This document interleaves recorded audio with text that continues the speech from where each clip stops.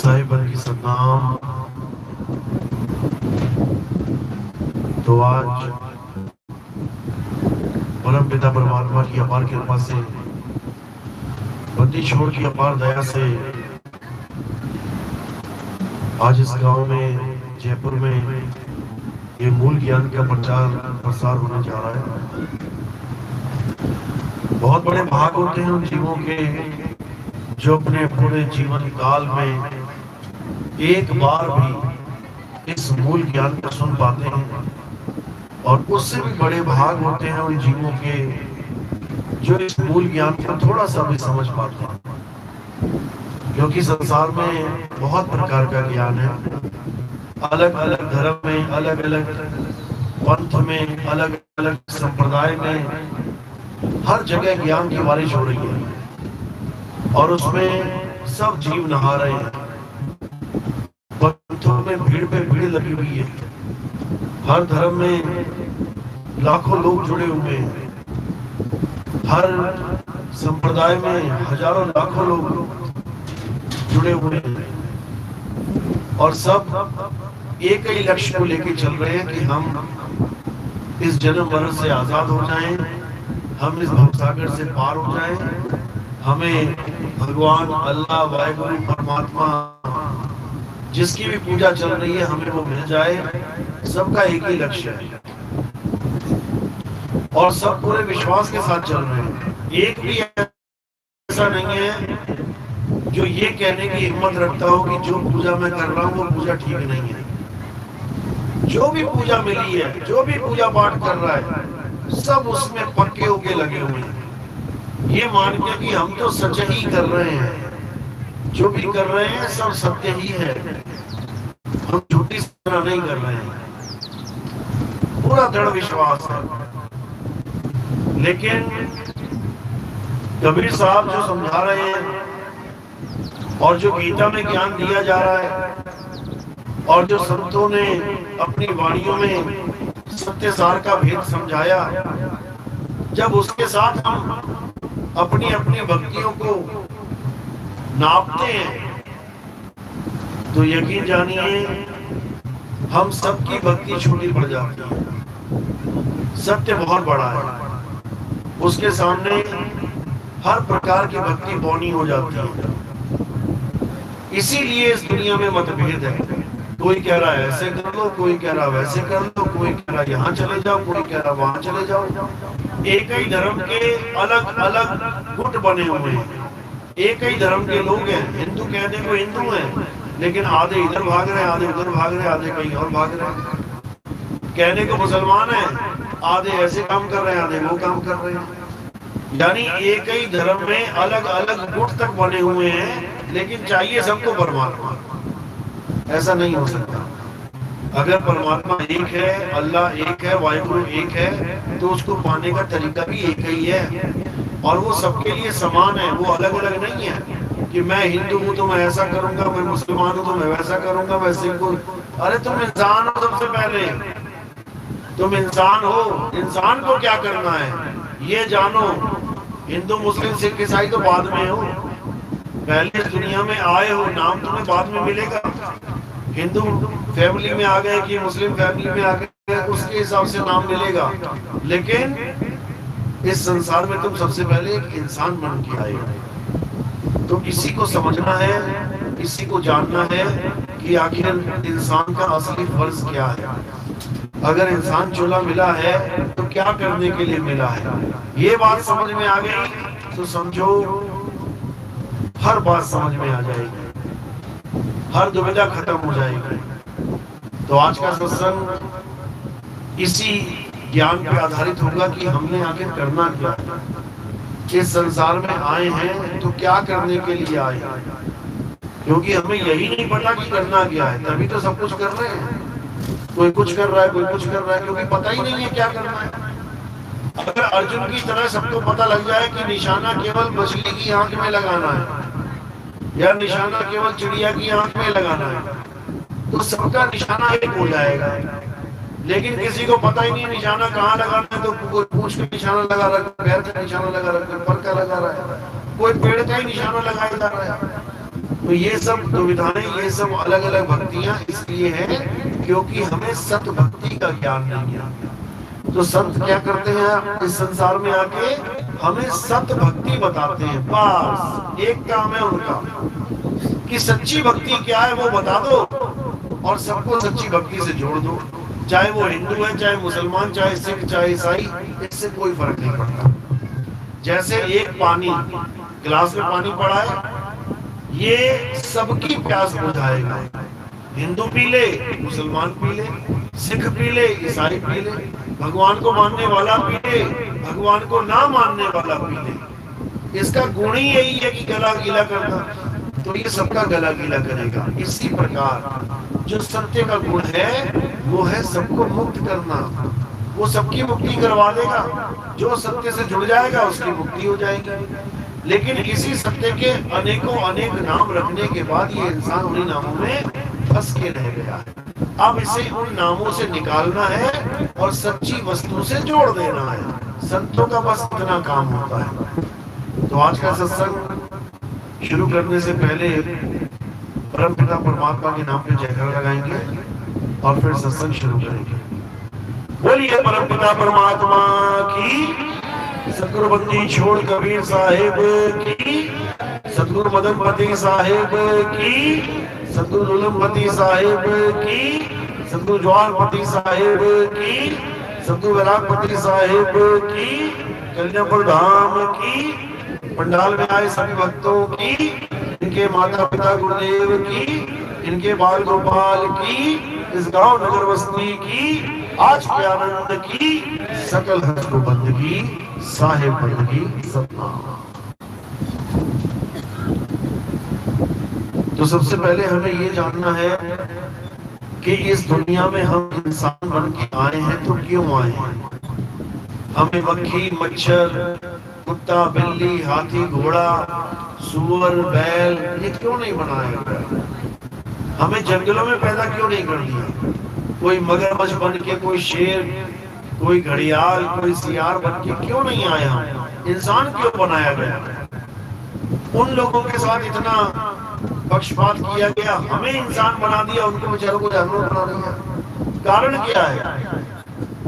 कारण ये है कि हम वो सब योनियां भुगत चुके हैं। कुत्ता, बिल्ली, हाथी, घोड़ा, बैल, बकरा, सांप, बिच्छू, ये सब हम भुगत चुके हैं। और ये सब भुगतने के बाद एक जन्म अब इंसान का मिला है।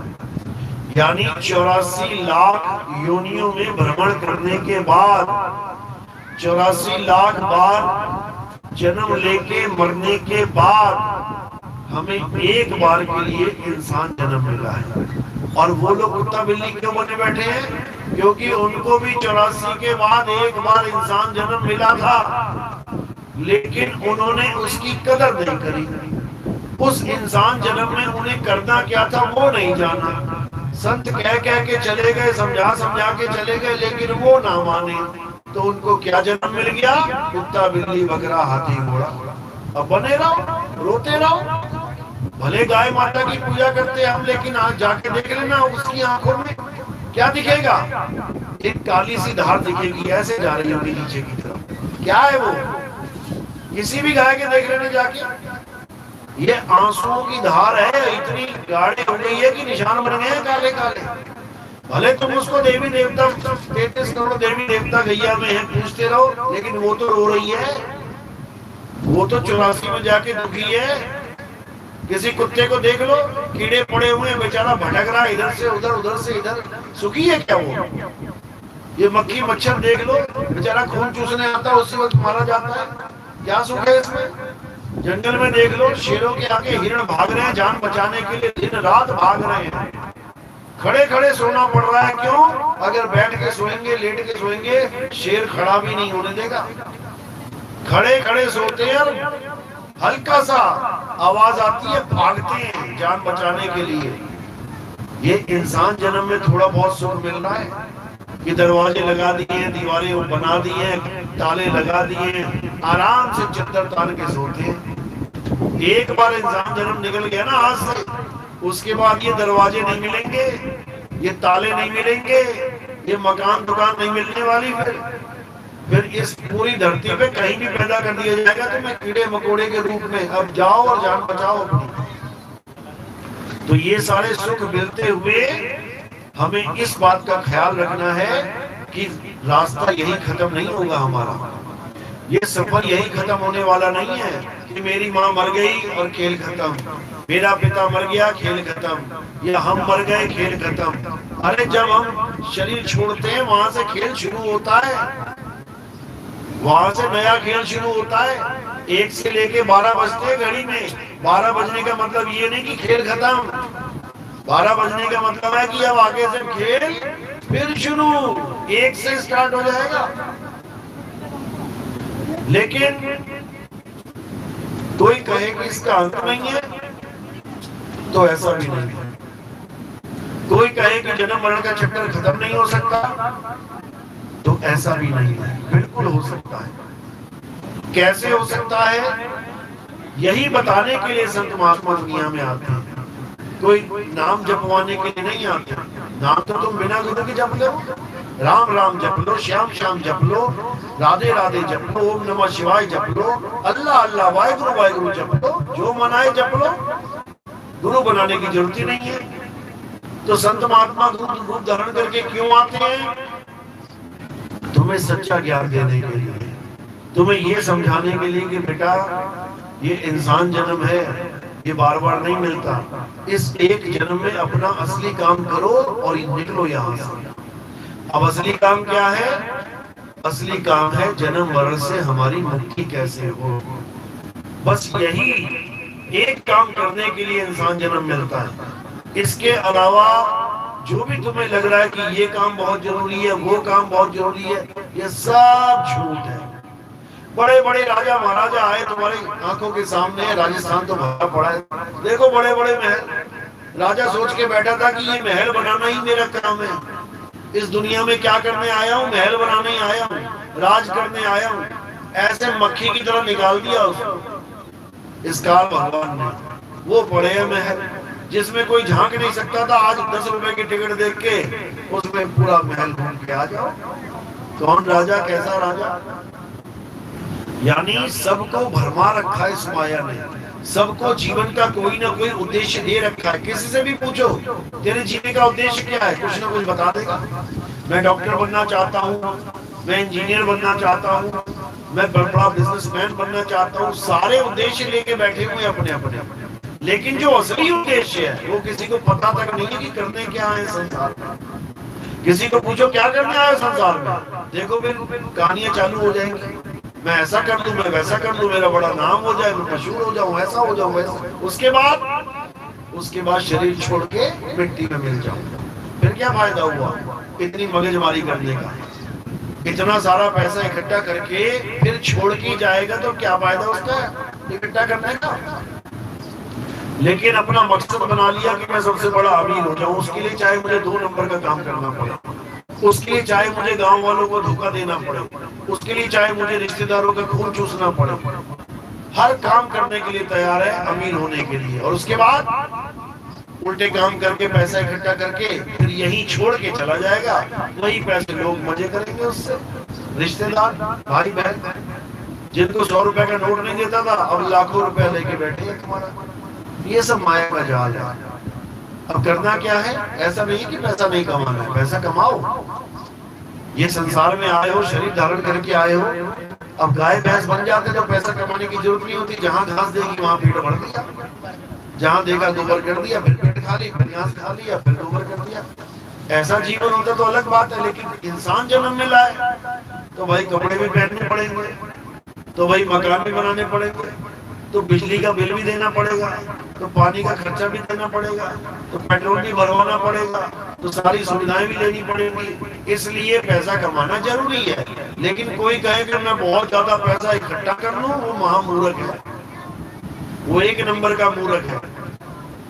काम चलता रहे, कोई काम रुके ना, बस इतना पैसा बहुत है। इसी के लिए साहिब ने बोला कि साईं इतना दीजिए जामे कुटुंब समाए और मैं भी भूखा ना रहूं, साधु भूखा ना जाए। तुम्हारे सारे काम निकल जाएं, तुम्हारे बच्चों की शादियां हो जाएं, बच्चों की पढ़ाइयां हो जाएं, सारे खर्चे निकल जाएं। अगर इस जीवन में इतना भी तुम पैसा कमा के जा रहे हो तो तुम उस करोड़पति के उससे भी अच्छे हो, उस अरब खरबपति से लाख गुना अच्छे हो, जो मरते हुए ये सोच रहा है टेंशन में कि इतना पैसा छोड़ के जा रहा हूँ, हे भगवान मेरे पैसे का क्या होगा। और तुम जा रहे हो बिना टेंशन के, हमने ज्यादा कमाया ही नहीं, हमने ज्यादा जोड़ा ही नहीं, हमें कोई फिक्र है ही नहीं। क्योंकि अंत समय में अगर पैसे का ध्यान रहे तो सांप की योनि मिलती है। आप देखोगे पुराने खजानों में क्या मिलता है, वहां पे सांप होते हैं, वहां पे सोने का घड़ा, घड़े में सांप।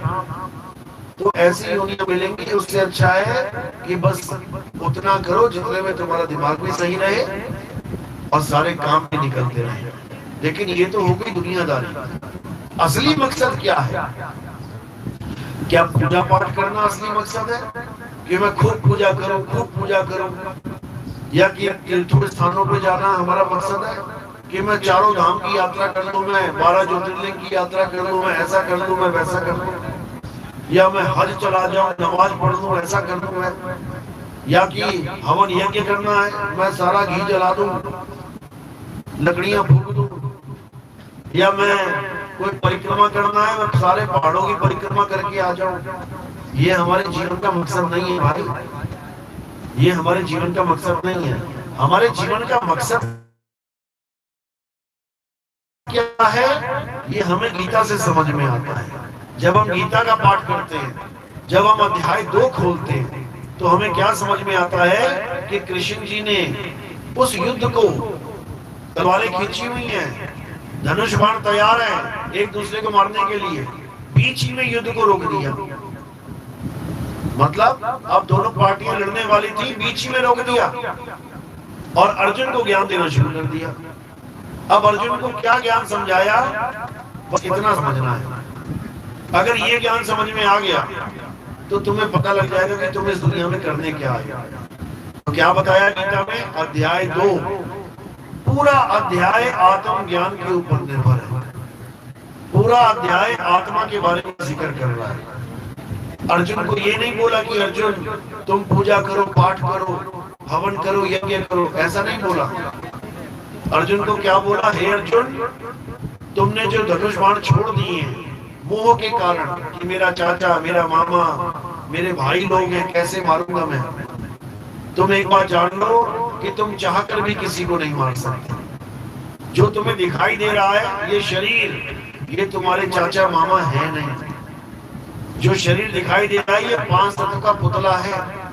तुमने केवल इन पुतलों को काटना है, तीर मार मार के पुतलों को मार मार।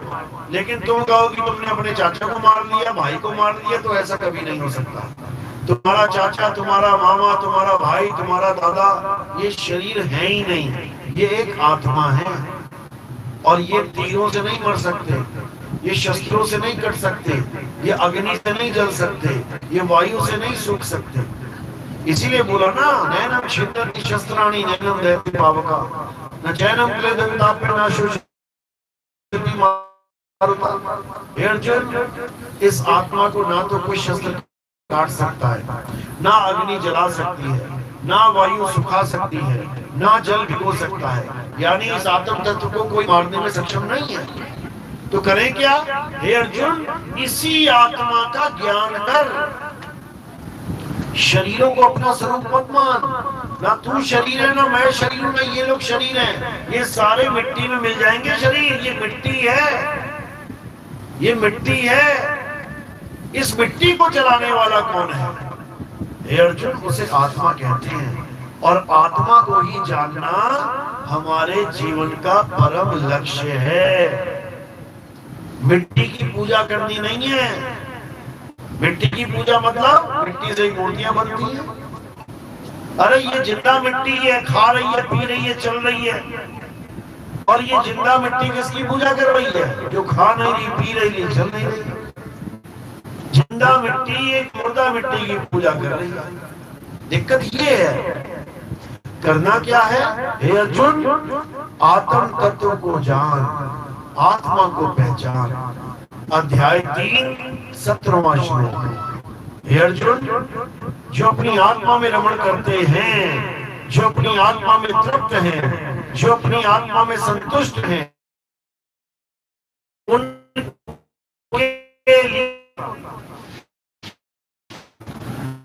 लोग क्या करते हैं,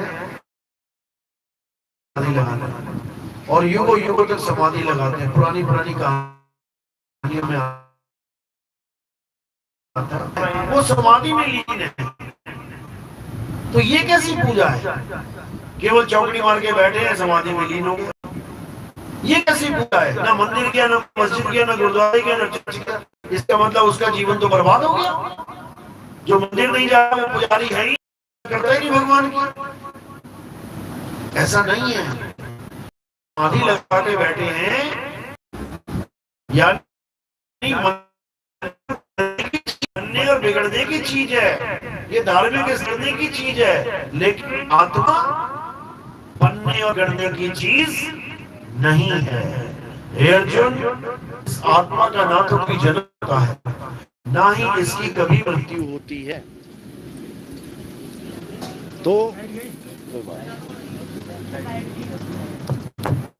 तो आत्मा का ना तो कभी जन्म होता है और ना ही कभी मृत्यु होती है। इसलिए क्या करना है? हे अर्जुन, अपनी आत्मा में रमण कर। मंदिरों में रमण कर रहा है कुछ सालों के लिए, मस्जिद में रमण कर रहा है कुछ सालों के लिए, आत्मा में रमण करेगा सदा सदा के लिए, क्योंकि आत्मा कभी टूटती फूटती है ही नहीं, आत्मा कभी बनती बिगड़ती है ही नहीं। तो इसी आत्मा का ज्ञान समझाने के लिए कृष्ण जी ने अर्जुन को गीता का उपदेश दिया था। अब आत्मा के बारे में समझा तो दिया खूब अच्छे से, लेकिन इसकी प्राप्ति कैसे होगी, आत्मा को कैसे प्राप्त करेंगे, उसका भेद क्या बताया, उसके बारे में समझाया अध्याय 34वें श्लोक में कि हे अर्जुन, अगर तुम सत्य को जानना चाहते हो, अगर तुम आत्म तत्व को जानना चाहते हो, अगर तुम नाशवान शरीरों से हटके अविनाशी आत्मा का ज्ञान प्राप्त करना चाहते हो, तो कहां जाओ? कहां का एड्रेस दिया था? वृंदावन जाना है क्या, या अयोध्या जाना है, या केदारनाथ में मिलेगा आत्मा का ज्ञान? बिल्कुल नहीं। उन्होंने क्या बोला?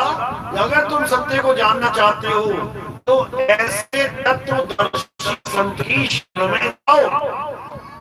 जपी तपी सन्यासी के नहीं। जपी मतलब जो भगवान के नाम जपता है, राधे राधे राधे राधे, राम राम राम, अल्लाह अल्लाह अल्लाह, वाहेगुरु वाहेगुरु वाहेगुरु। ये सब कौन है? जपी है। जपी यानी नाम जपने वाला। कभी माला पकड़ लेंगे, राम राम राम राम राम, कभी बिना माला के चलेगा, राम राम राम राम राम, कभी मुंह से बोलेंगे राधे राधे राधे, कभी सांसों में बोलेंगे राधे राधे राधे। ये सब जपी हैं, ये सब जपी हैं, जपी। अब तपी क्या होता है? तपी होता है जो तपस्या करते हैं। एक टांग पे खड़े हो जाओ, खड़े रहो 10-10 साल, एक हाथ ऊपर कर लिया, करे रहो 20-20 साल, पेड़ पे उल्टे लटक गए, लटके रहो 6-6 महीना, जमीन में गड़ गए, गर्दन ऊपर रखी है केवल, बाकी जमीन में धसे हुए हैं, धसे रहो 3-3 महीना, चारों तरफ आग लगा ली, बीच में समाधि लगा के बैठ गए। ये सब क्या है? ये सब अपने शरीर को तपाना कहलाता है। तपाना, तपाना यानी कष्ट देना। जो अपने शरीरों को कष्ट देते हैं और कहते हैं कि हमें कष्ट होगा तो भगवान हमसे खुश होगा, ऐसा कभी नहीं होता। माँ का बच्चा अगर कष्ट में है, दोनों टांगे टूट जाए उसकी, तो माँ खुश होगी क्या? है? लेट लेट के जा रहे हैं भगवान के दरबार तक, घुटने छिले हैं बेचारों, खूनों खून हुआ पड़ा है, और सोच रहे हैं मेरा खून देख के भगवान मुझ पे खुश हो जाएगा। अरे वो दुखी हो रहा है कि जो मैंने बताया वो तो कर नहीं रहा, और टांगे तोड़वा के और बैठ गया। बताओ, गंगा में जा रहा है स्नान करने पाप धोने के लिए, और वहीं पैर फिसल रहा है, मर जा रहा है, अकेला कमाने वाला मर गया गंगा में डूब के। भगवान खुश होगा क्या? बताओ। जो भगवान ने बिल्कुल आसान रास्ता बता रखा है कि तुम मुझे बिल्कुल आराम से प्राप्त कर सके, वो नहीं समझ में आ रहा। 500 किलोमीटर पैदल जाऊंगा गंगा जल उठा के, घर वाले भी कहेंगे बेचारा मेरा कैसे बच्चा वहां पहुंचा होगा, पैर सूख जाएंगे, रास्ते में एक्सीडेंट हो जाएगा, मर जाएगा। बताओ क्या सुख दे दिया घर वालों को। और सबसे आसान रास्ता बता रखा है गीता में, वो किसी को समझ में नहीं आ रहा। उल्टे रास्ते चले पड़े हैं सारे। तो गीता में क्या बोला गया है? गीता में ये बोला है कि जो तप करते हैं, तपस्या करते हैं, जो भूखे पेट रहते हैं, व्रत करते हैं, ये सब अन्याय कर रहे हैं अपने आप के साथ। इनसे भगवान कभी खुश नहीं होता। कैसे खुश होता है? जब हम अपनी आत्मा का ज्ञान किसी तत्वदर्शी संत से प्राप्त करते हैं, तब भगवान बहुत खुश हो जाते हैं। क्यों? क्योंकि भगवान समझ जाते हैं कि अब जाके इसकी मुक्ति होगी, अब जाके ये बिल्कुल सही जगह चला गया है। आप देखो कई बार कोई खेल चल रहा होता है जिसमें पट्टी बंदी होती है और छू के पहचानना होता है, जानना होता है गिलास के अंदर क्या है। कुछ जो बाहर से बंदा देख रहा होता है वो उसको पता है कि गिलास के नीचे क्या है, ये वाले पे हाथ लगा दे, और जैसे ही वो हाथ लगाता है उस पे, वो बाहर वाला खुश हो जाता है, बहुत बढ़िया। और गलत गिलास पे हाथ लगा दे तो बाहर वाला दुखी रहता है, इशारे भी करता है यार साथ वाला है, हाथ छू ले। यानी जो जानकार है वो जानता है कि ये सच है, ये झूठ है। जो जानकार है वो जानता है कि इसने गलत जगह हाथ लगा दिया, हार गया खेल। और अगर सही जगह लगा दे तो जीत गया खेल। इसी प्रकार सब संत जानते हैं कि अगर तुमने आत्मा के अलावा किसी भी चीज को पकड़ लिया तो तुम्हारी मुक्ति नहीं हो सकती। आत्मा के अलावा तुम कुछ भी नाम ले लो, उससे मुक्ति तुम्हारी नहीं हो सकती। आत्मा के अलावा ले लो तुम पत्थर, पानी, हवा, आग, आकाश, मंदिर, मस्जिद, गुरुद्वारे, चर्च, कुछ भी नाम ले लो तुम आत्मा के अलावा, उससे तुम्हारा कल्याण नहीं हो सकता। क्यों? आत्मा के अलावा हर चीज नाशवान है। अगर कृष्ण जी ने केवल एक नाम लिया है अविनाशी का, तो वो है आत्मा। आत्मा के अलावा एक भी नाम नहीं लिया जो अविनाशी है। सिद्ध करके दिखा दो गीता में, बिल्कुल स्पष्ट बोला है। हे अर्जुन, सारा संसार नश्वर है, सारा संसार झूठ है, सारा संसार बनेगा बिगड़ेगा। केवल एक आत्म तत्व ऐसा है जो ना तो बनता है ना बिगड़ता है। तो जो वो समझा रहे हैं हमें उसको समझना पड़ेगा। वो आत्मा की बात कर रहे हैं तो आत्मा को समझना पड़ेगा। दुविधा ये है कि आत्मा दिखाई नहीं देती। अगर आत्मा दिखाई देती होती तो आज तक ऐसा एक भी जीव ना होता जिसको आत्मज्ञान ना हो जाता। पैसा दिखाई देता है, सब लोग पैसे के पीछे लगे हुए हैं। मकान दुकान दिखाई देता है, सब मकान दुकान के पीछे लगे हैं। बड़े बड़े ऐशो आराम दिखाई देते हैं, सब अंधी दौड़ में भागे पड़े हुए हैं। आत्मा दिखाई नहीं देती, इसलिए कोई उसकी तरफ मुंह ही नहीं कर रहा है। लेकिन संत फिर भी आत्मा आत्मा आत्मा करके जा रहे हैं। कृष्ण जी फिर भी समझा रहे हैं आत्मा को पकड़, आत्मा को जान, आत्मा में रमण कर। कुछ तो कारण होगा इसका, कोई तो फायदा होगा इसमें, नहीं तो आत्मा आत्मा करने की जरूरत क्या है। असली फायदा इसी में है। कबीर साहब समझा रहे हैं, कहते हैं जल में मीन प्यासी, मोहे देखते आवे हासी, आत्म ज्ञान बिना नर भटके, कभी काबा कभी कासा। अगर ये इंसान भटक रहा है, कभी मंदिर, कभी मस्जिद, कभी गुरुद्वारे, कभी चर्च, कभी पहाड़, कभी जंगल, कभी नदियां, कभी नाले, केवल आत्म ज्ञान की कमी के कारण। अगर इसे आत्म ज्ञान हो जाए, अगर गीता को अच्छे से समझ ले, तो इसको किसी भी शहर में, किसी भी गली में, किसी भी नुक्कड़ में कोई मंदिर बनाने की जरूरत ही नहीं पड़ेगी, कोई मस्जिद बनाने की जरूरत ही नहीं पड़ेगी, कोई गुरुद्वारा चर्च बनाने की जरूरत ही नहीं पड़ेगी। लेकिन आत्मा दिखाई नहीं देती, इसलिए मंदिर भी बनाना जरूरी है, मस्जिद भी बनाना जरूरी है, गुरुद्वारे भी बनाना जरूरी है, चर्च भी बनाना जरूरी है। क्यों? वो हमें याद दिलाते हैं कि भगवान नाम की कोई चीज है। उनका बस इतना काम है। जैसे बिजली के खंभे के पास एक फोटो लगी होती है हड्डी की, एक खोपड़ी होती है, दो हड्डियां होती हैं। अब क्या जरूरत है उसको लगाने की? वो हमें याद दिलाता है कि इसको छू मत लिए वरना ऐसा हो जाएगा, हड्डी हड्डी बचेगी नहीं, तो मांस उड़ा दिया जाएगा। यानी वो एक संकेत हमें ये बताने के लिए कि यहाँ पर क्या चीज, जिस नहर में, जिस तालाब में मगरमच्छ होते हैं, सरकार वहां पे मगरमच्छ का बोर्ड लगा देती है, उस पर लिखा भी होता सावधान पानी में मगरमच्छ हैं। लेकिन ये तो केवल पढ़े लिखे पढ़ते हैं, अनपढ़ को क्या पता क्या लिखा है। तो अनपढ़ के लिए क्या लगा देती है वहां पे? मगरमच्छ की फोटो कि बेटा भले तो बड़ा देख तो सकता है ना सामने क्या मिलेगा। तो दोनों प्रकार से क्या समझाया जा रहा है? हमें संकेत दिया जा रहा है कि पानी में घुस मत जाना वरना निकल नहीं पाओगे। तो ये हमें उस ज्ञान को देने के लिए संकेत दिया गया है जो हमें दिख नहीं रहा। अगर पानी में मगरमच्छ दिख जाए तो कौन पीने जाए वहां पानी? नहीं दिखता। हिरन जाते हैं, घोड़े जाते हैं, जेबरा जाते हैं पानी पीने के लिए, दिख नहीं आए उसी वक्त बैक हो जाते हैं सारे। तो वो ना चीज के बारे में बताने के लिए संकेत दिया जाता है। इसी प्रकार ये मंदिर मस्जिद गुरुद्वारे हमें उस ताकत को उसके बारे में संकेत देने के लिए ये मंदिर मस्जिद गुरुद्वारे। शिव जी का लोक हो तो क्या बोलेंगे? ब्रह्मा लोक। गणेश जी का लोक है तो क्या बोलेंगे? लोक। पार्वती का लोक है तो माता का लोक। अलग अलग लोक, विष्णु लोक, गो लोक। अब ये साक्षात मृत्यु यानी काल का लोक है, तो किसका नाम लेंगे? मृत्यु लोक। हम कहां बैठे हैं इस वक्त? मृत्यु लोक में।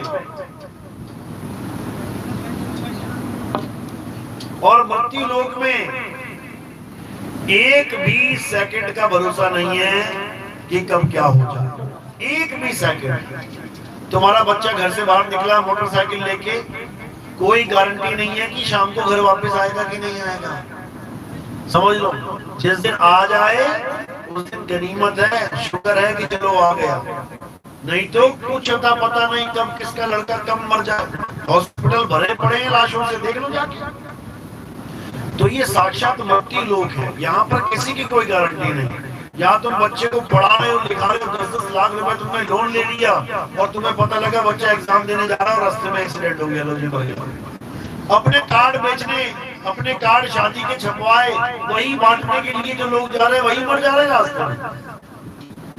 अखबारें भरी पड़ी है, अपनी शादी का कार्ड बांटने आया था, रिश्तेदारों के अटैक हो गया, वही मर गया। बताओ, शादी हो रही है, बस जा रही है, पूरी बारात जा रही है, रास्ते में नदी में गिर गई, सारे के सारे मर गए। मृत्यु लोक है। यहाँ सबको मरना है एक दिन, और कोई समय नहीं है कब मरना।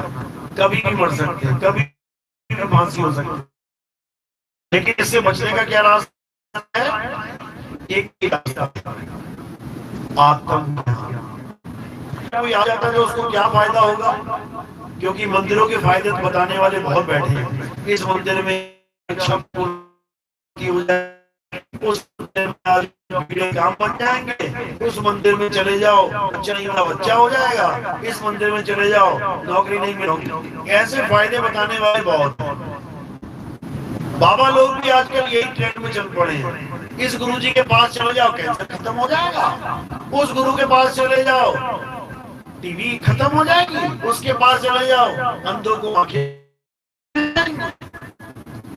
लेकिन आत्मज्ञान में आने का क्या फायदा है? क्या वहां पर भी ऐसा होगा? कैंसर ठीक हो गया, बच्चे हो गए, नौकरी मिल गई, शादी ब्याह हो गया, ऐसा कुछ नहीं होगा। हमें से क्या प्राप्ति होगी? इससे तुम अमर हो जाओगे, मरोगे नहीं कभी। आत्मज्ञान में आने का एक ही फायदा है कि इसमें आके तुम अमर हो जाओगे। मरोगे क्या? हमारा शरीर नहीं मरेगा? शरीर तो जरूर मरेगा, उसकी जो बना है वो एक दिन बिगड़ेगा। तो फिर अमर कौन होगा, इसको समझना पड़ेगा। अभी आप आत्मा होते हुए आत्मा जान नहीं पा रहे, आप अपने आप हो, मैं एक आदमी हूं, मैं एक औरत हूं। अब ये आदमी और जो औरत है ये कौन है? ये मिट्टी का पुतला है। और आप कौन हो? आप अविनाशी आत्मा हो। तुम आत्मा होकर अपने आप को शरीर मान रहे हो, इसलिए 101% मरोगे।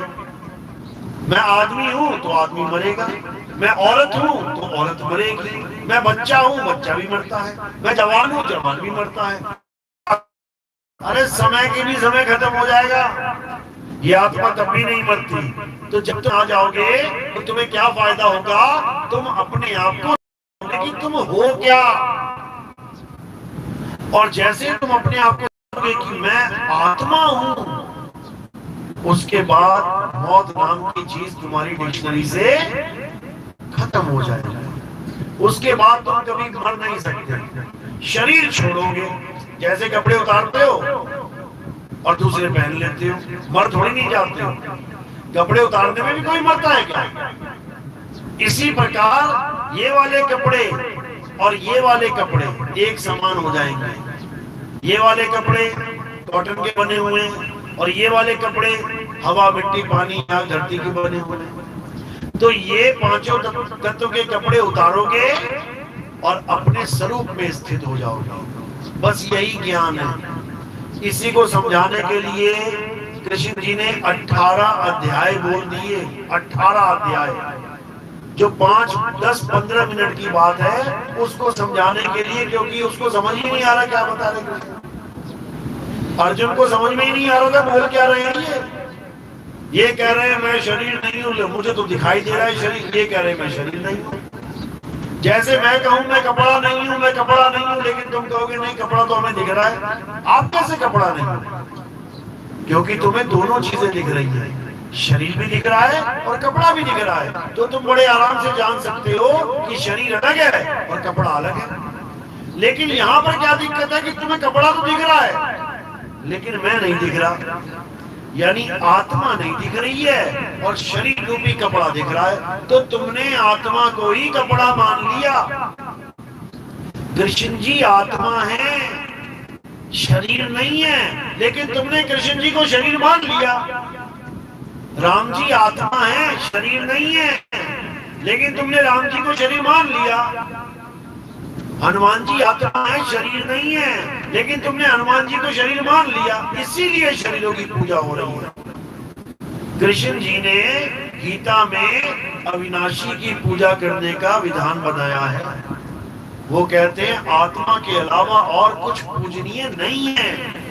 सारे देवी देवताओं की पूजा बंद करवा दी थी उन्होंने द्वापर युग में, नहीं करवाई थी क्या? आज जो छोटे छोटे देवी देवता कितने बना के बैठ गए हम लोग, उस समय द्वापर युग में देवी देवताओं की पूजा बंद करवा दी थी। इस बात से नाराज होके इंद्र घनघोर बारिश करने के लिए आया कि हमारी पूजा छोड़ दी, डुबा के मार देंगे सबको। कृष्ण जी ने कहा लगा ले जोर बेटा, तू भी लगा ले जितना जोर है। उसने खूब बारिश करी। तो कृष्ण जी ने क्या किया था? गोवर्धन पर्वत उठा लिया एक उंगली से। किसको बचाने के लिए? हम लोगों को। किससे बचाने के लिए? देवताओं से, राक्षसों से नहीं, देवताओं से। यानी देवताओं की पूजा द्वापर युग में बैन हो गई थी, बंद कर दो इसको। कलयुग में फिर चालू हो गई।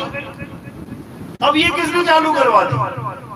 जो चीज द्वापर युग में बंद करवा दी, जैसे किसी ने नोट बंद करवा दिए कि आज के बाद 500 का नोट नहीं चलेगा, थोड़े दिन में फिर चल रहा है। जिसने बंद करवा दी उसका आदेश नहीं है कि दोबारा पूजा करो।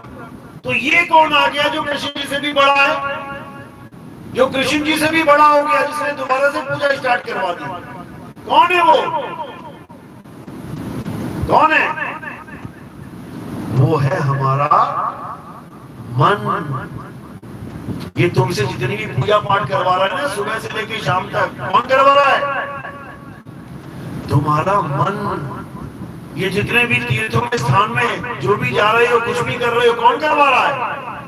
तुम्हारा मन। और जैसे ही सत्संग में आत्मा की बात होती है, तुम्हें उठा के घर तक पहुंचा देता है। कौन पहुंचा देता है? तुम्हारा मन। सत्संग सुनते सुनते तुम्हें नींद ले आता है, गर्दन ऐसे लटक जाएगी सत्संग सुनते सुनते, कौन सुला दे रहा है? तुम्हारा मन। सुबह से लेकर शाम तक तुम किसके कहे पे काम करते हो? तुम्हारे मन के। सुबह माँ कहती है उठ जा बेटा, उठ जा बेटा, बेटा ना उठता। बेटा कब उठेगा? जब मन कहेगा। जब मन कहेगा उठ जा, एकदम उठ जाएगा। सुबह नहाने जाते हैं, कौन सा साबुन लगाते हो? मन पसंद। जो मन को पसंद है। 50 साड़ियां पड़ी हैं, कौन सी पहनोगे? जो मन को पसंद आ गई वही उठा के निकाल लोगे। दुनिया भर के खाने पीने मौजूद है, होटल में जाके किसका ऑर्डर देते हो? मन पसंद। सारे काम मन के पसंद के कर रहे हो, और इस मन को ही नहीं समझ रहे कि मन है कौन। ये मन ही काल भगवान है। ये मन इतना शातिर है कि बड़े से बड़े भगत से अपने भगवान को श्राप दिलवा देता है। सबके अंदर छुप के बैठा ही है। नारद मुनि सबसे बड़ा भगत किसका? विष्णु जी का। किसने दिया था विष्णु जी को श्राप कि जाओ तुम भी स्त्री के लिए तड़पते रहना? नारद ने दिया था। और नारद ने नहीं दिया था, किसने दिया था? मन ने दिया था। क्यों? क्योंकि नारद के मन को ठेस पहुंची। नारद ने विष्णु जी से उनका कपि रूप, सुंदर रूप मांगा कि मैं स्वयंवर में जाऊंगा तो मेरी शादी हो जाएगी। उन्होंने बंदर का रूप दे दिया। अब बंदर का रूप दिया तो वो हंसी मजाक उड़ाने लगी नारद का। हंसी मजाक उड़ा तो नारद ने जाके जब नदी में झांका कि मेरी शक्ल कैसी है, तो बंदर जैसी थी। मन को ठेस लग गई। अब मन को ठेस लगी तो भूल गया कौन भगवान विष्णु और कौन भगवान, सब भूल गया कौन भगत और कौन भगवान। वहीं पे श्राप दे रहा है कि हे विष्णु जी, जैसे तुमने मेरे साथ धोखा किया है, मुझे औरत के लिए तड़पाया है, तुम भी तड़पोगे। और श्राप देने के बाद क्या कह रहा है? एकदम होश आया, नारायण नारायण, ये क्या हो गया? ये अनर्थ कैसे हो गया प्रभु?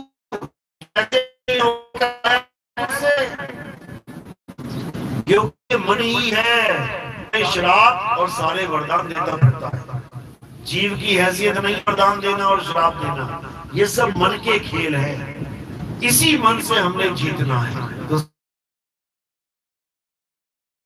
आइए, यानी हमारा असली दुश्मन कौन है?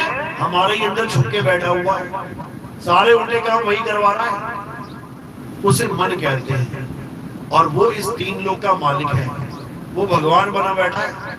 इसलिए उसने अपना नाम क्या रखा है? श्रीमन। जैसे तुम्हें कोई नाम पूछे क्या नाम है तुम्हारा, किसी के नाम है राजेश, तो क्या बोलेगा? श्री राजेश कुमार। ऐसे ही जो मन 3 लोक का मालिक है, उसने अपने नाम के आगे श्री लगा रखा है। श्रीमन, वो है इस 3 लोक का मालिक। उससे कोई नहीं बच सकता। वो सबका पैदा करने वाला, पालने वाला और मारने वाला है।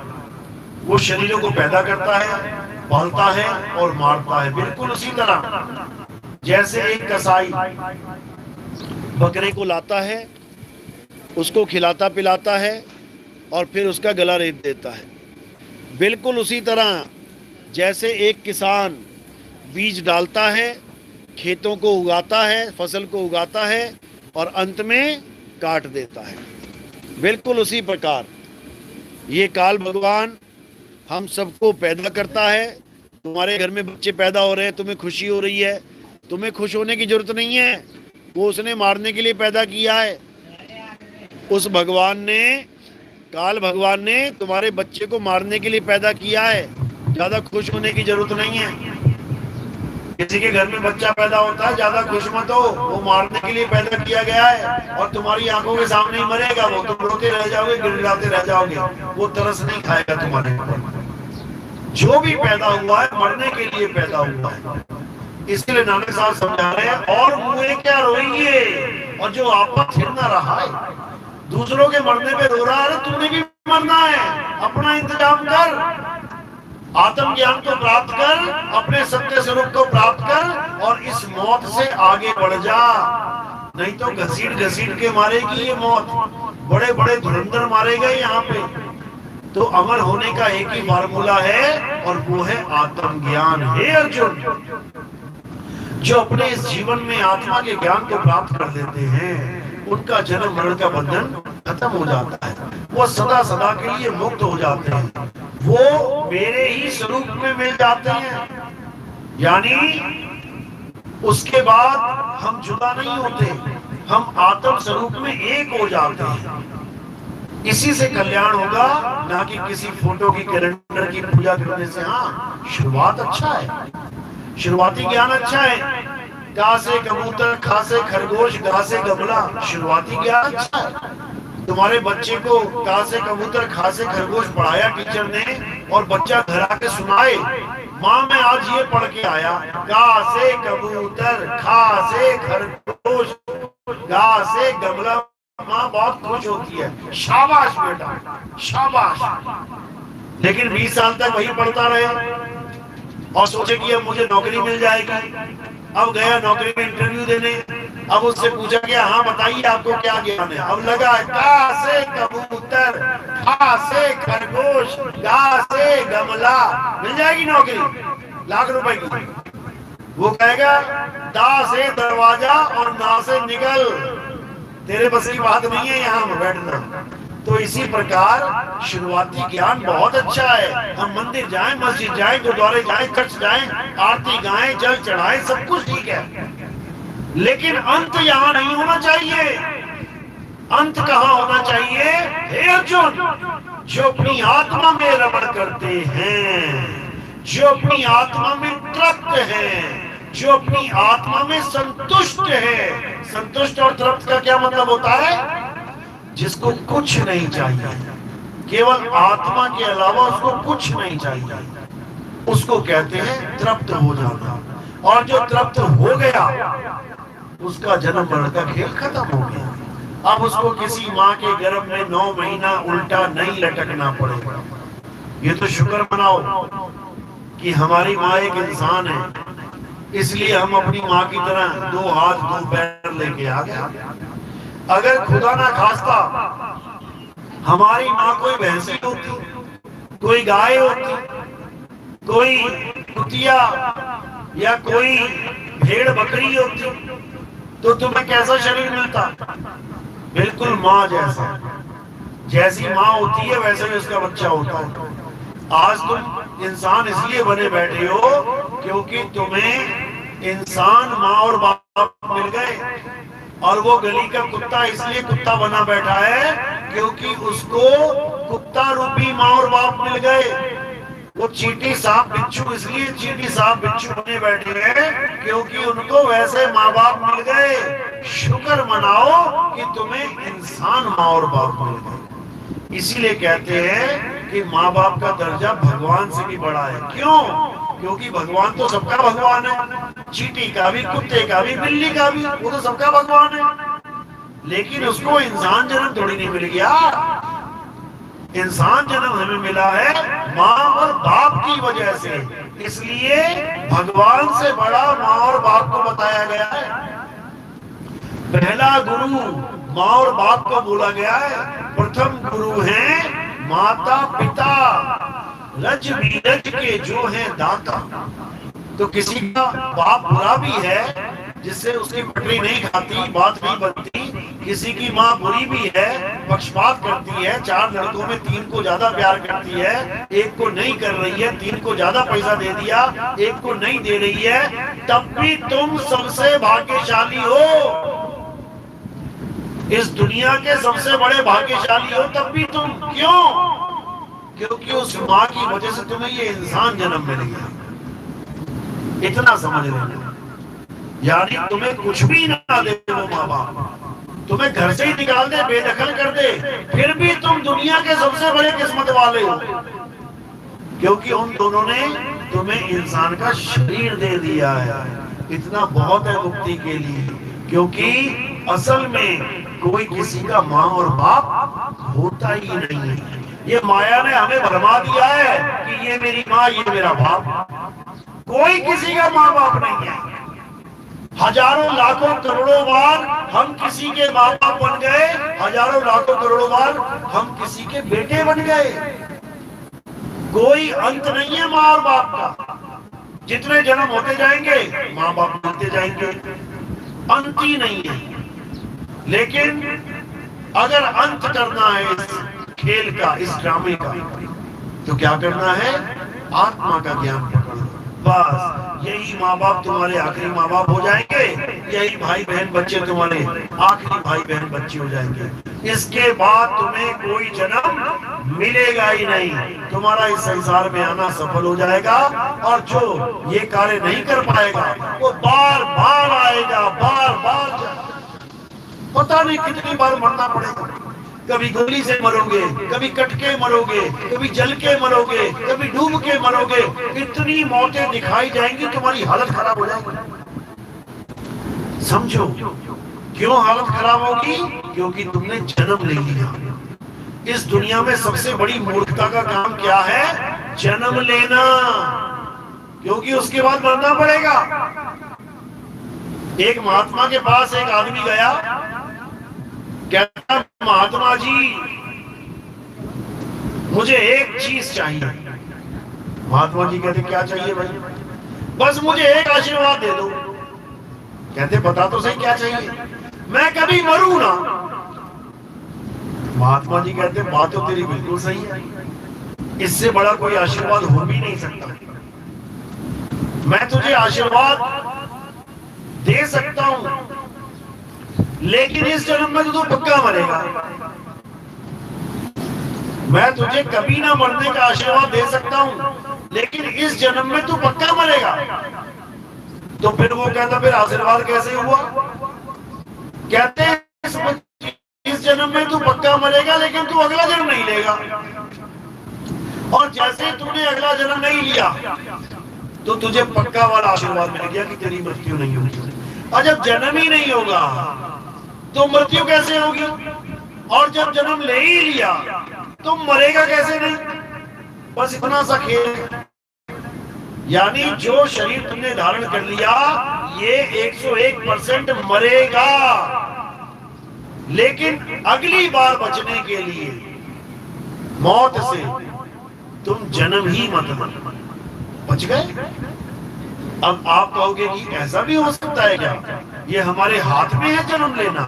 बिल्कुल है, बिल्कुल तुम्हारे हाथ में है, लेकिन तुम्हें पता ही नहीं है। जब तुम कार चलाते तो स्टीयरिंग कहाँ होता है? तुम्हारे हाथ में। और जिसको नहीं चलानी आती वो कहाँ होता है? वो सड़क के किनारे पड़ा होता है। और जिसको चलाना आता है वो खुद अपने से घुमाता है स्टीयरिंग, दाएं जाऊं कि बाएं जाऊं कि सीधा जाऊं। इसी प्रकार ये गाड़ी तुम्हारे हाथ में है। अभी तुम पंडाल में बैठे हुए इतनी देर से क्यों बैठे हुए हो? क्योंकि तुमने चाहा ही नहीं चला जाऊं।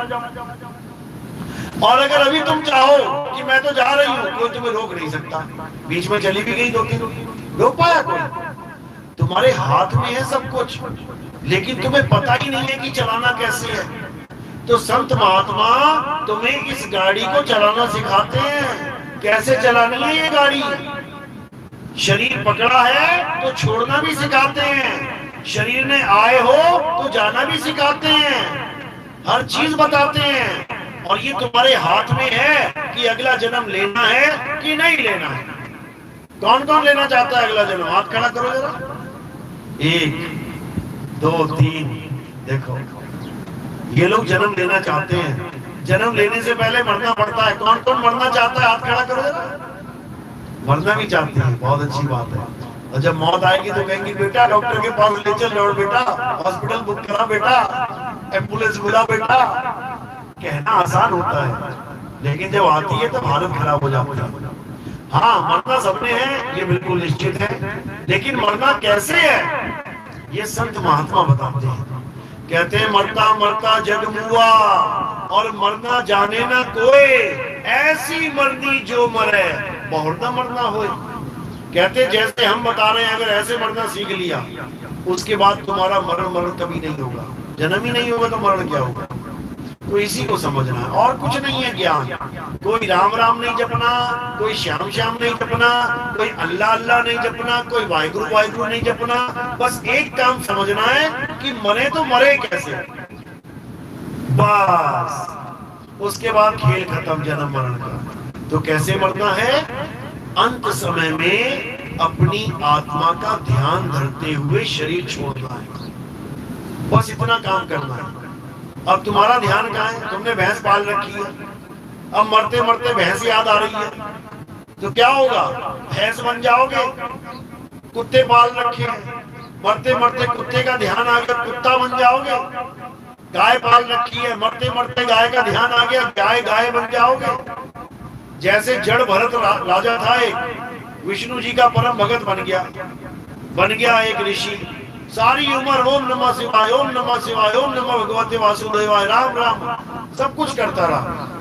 हिरण का बच्चा आ गया आश्रम में, बुढ़ापे में उसको पाल लिया, खूब प्यार करने लगा, खूब मन लग गया, खूब अच्छा लगने लगा, 24 घंटे उसी के बारे में सोचने लगा। अंत समय में जब मृत्यु आई तो भी हिरण के बच्चे की याद कर रहा है। तो उससे क्या हो गया, ये गुण है हमारी आत्मा का, जिसका रूप धारण कर, जिसका रूप याद करेगी उसी का रूप धारण कर लेगी। उसने हिरण के बच्चे को याद किया, अंत समय में उसे हिरण के बच्चे का रूप धारण करना पड़ गया, हिरणी के गर्भ में घुस गया जाके वो। तो सोचो तुम किस किस को याद कर रहे हो, कहां कहां बचोगे। हर तरफ शरीर ही शरीर है, छिपकली दिखाई देगी मरते हुए तो छिपकली बन जाओगे।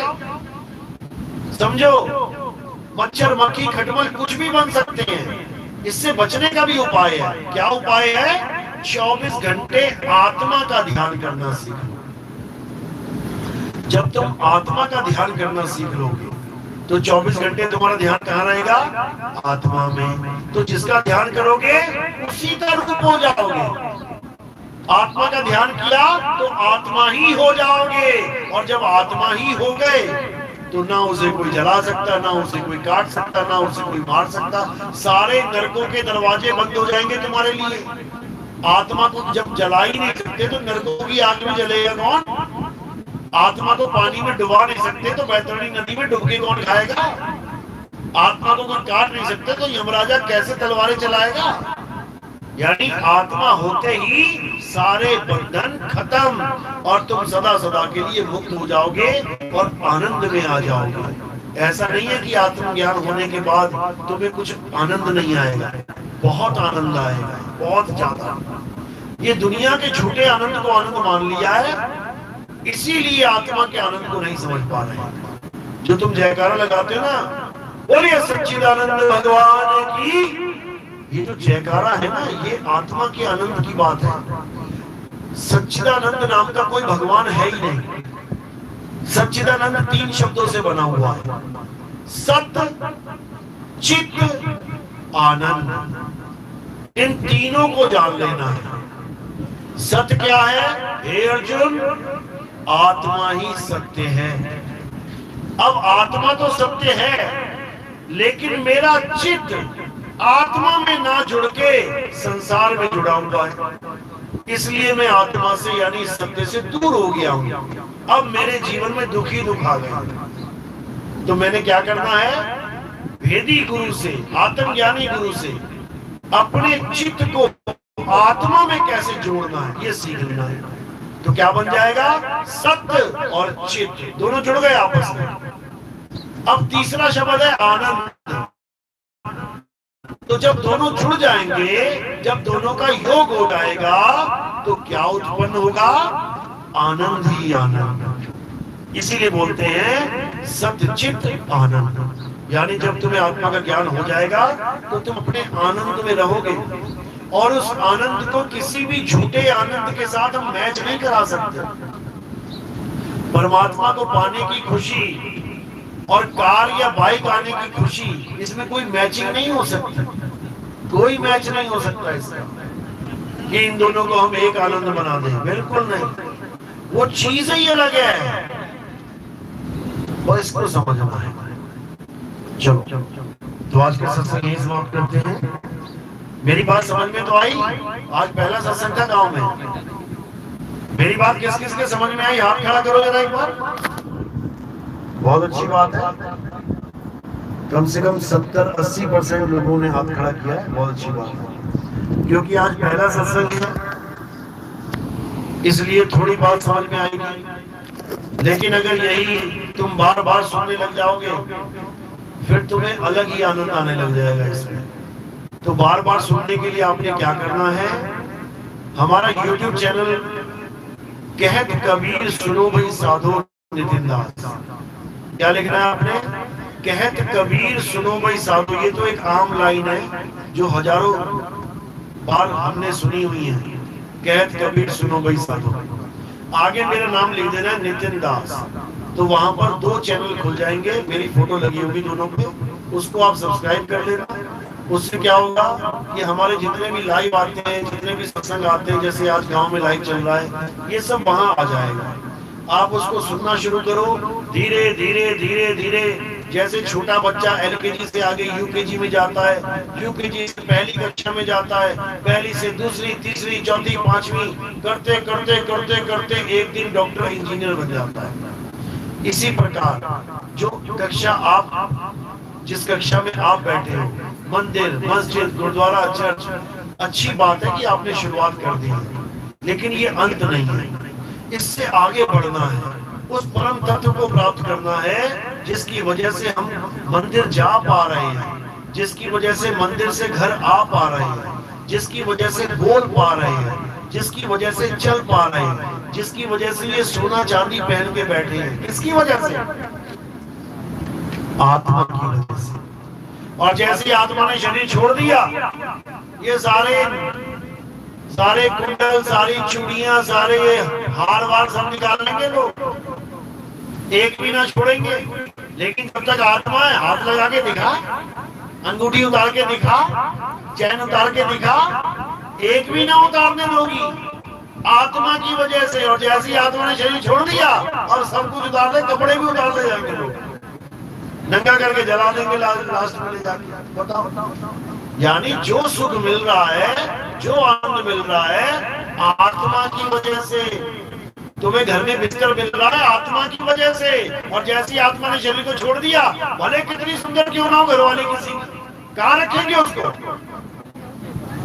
लाखों रुपए के बेड से उठा के धरती पे रख देंगे, लाखों रुपए की साड़ी उतार के कफन उड़ा देंगे, कितनी सुंदर क्यों ना हो। तो सुंदरता भी किसकी वजह से है? आत्मा की वजह से। तो इस आत्मा को जानना है, आत्मा से कल्याण होगा। बोलिए परमपिता परमात्मा की सदा जय हो। साहिबान की सदा। हमारे आश्रम की गीता है, ये गीता का सार है। अगर ये कोई पढ़ना चाहता है, लेना चाहता है, तो सत्संग में आरती के बाद संपर्क कर सकता है। सार निकाल के बहुत ही पतली छोटी सी गीता बना दी है, ताकि ज्यादा मोटी बंदा पहले देख के डर जाता है, पढ़ूंगा कैसे इतनी मोटी। लेकिन ये आप मात्र आत्मा को जानो। आत्मा 2 प्रकार की बताई गई है।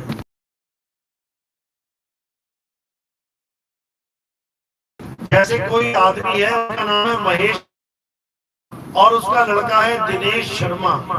शर्मा दोनों ही है, लेकिन एक महेश है और एक दिनेश है।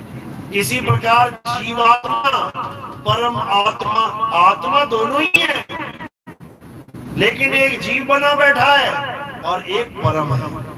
तो ध्यान किसका करना है? परम आत्मा का। कौन करेगा? जीव आत्मा। तो इसको समझने के लिए, दोनों का भेद प्राप्त करने के लिए आप इस गीता को ले सकते हैं और अच्छे से पढ़ सकते हैं। बोलिए परमपिता परमात्मा की सदा ही जय हो। अब आरती का समय है। आरती कैसे करते हैं? हमारे यहाँ पत्थर की, कैलेंडर की, फोटो की, इन नाशवान आत्मा होते हैं और तुम्हें भी आत्मा का ही ज्ञान। तो हमारे यहाँ संतन के जीव और संतन हम में रम रहे, जीव माखन में घी। तो क्या करना है, अपने थोड़े से फूल उठाने हैं, मेरे अंगूठे से लेके सिर की चोटी तक दिखाना किया। तो हमने क्या किया, फूल तो हमने काया से परे समर्पित कर दिया। जब काया से लग देते हैं तो ये आत्मा को समर्पित हो जाते हैं। तो आरती आपने ऐसे करना है, सिर के ऊपर फूल रख के थाली को हाथ लगा के नमस्कार करना है। और कोई प्रचार प्रसार में योगदान करना चाहेगा, कोई सेवा में कुछ, वो चरणों में रखना है। उस सेवा का हम क्या करते हैं, हमने कोई आश्रम बनाया नहीं। 2010 से हम प्रचार कर रहे हैं, आज 2026 हो गया। 16 साल में हमने आज तक कोई आश्रम नहीं बनाया अपने लिए, और ना ही हमने कोई आश्रम बनाना है। तो हम इस सेवा का क्या करते हैं, हमारा टीवी में भी प्रोग्राम आता है। आप सुबह सुबह टीवी खोल के बैठ जाना। कौन सा चैनल खोलना है आपने, साधना टीवी और ईश्वर टीवी, सबके घर में आता है। सुबह 6:30 पौने 7 बजे बैठ जाना। आपको कई बाबा लोग दिखाई देंगे, कोई 1 घंटे के लिए आएगा, कोई 2 घंटे के लिए आएगा। और वो बाबा लोग आपको क्या समझाएंगे कि परमात्मा को पाना है तो नाम जपो, नाम जपो, नाम जपो। जैसे ही वो जपो जपो करके जाएगा, इतने में मैं आ जाऊंगा। और मैं क्या बोलूंगा कि अगर परमात्मा को पाना है तो नाम छोड़ो, नाम छोड़ो, नाम छोड़ो। तो जब ये बात कोई विवेकी हंस सुनता है टीवी में, तो बड़ा हैरान हो जाता है कि बताओ, आज तक तो बाबा कहते आए हैं कि नाम जपो, ये कौन सा नया पद चल पड़ा जो कह रहा है नाम छोड़ो। तो मेरा फोन नंबर वही दिया होता है। लोग मुझे फोन करते हैं कि करें तो करें क्या, आप मेरे नाम छोड़ो तो करना क्या है। तब उनको आत्मा का ज्ञान यूट्यूब के द्वारा बताया जाता है। धीरे धीरे धीरे सुनते सुनते सुनते वो खुद समझ जाते हैं कि नाम जपना नहीं, नाम छोड़ना है। तब जाके उनका कल्याण होता है। और ये कल्याण किसकी वजह से, आप लोगों की वजह से। जो आप लोग सेवा में दान देते हैं, हम उससे टीवी में प्रोग्राम देते हैं।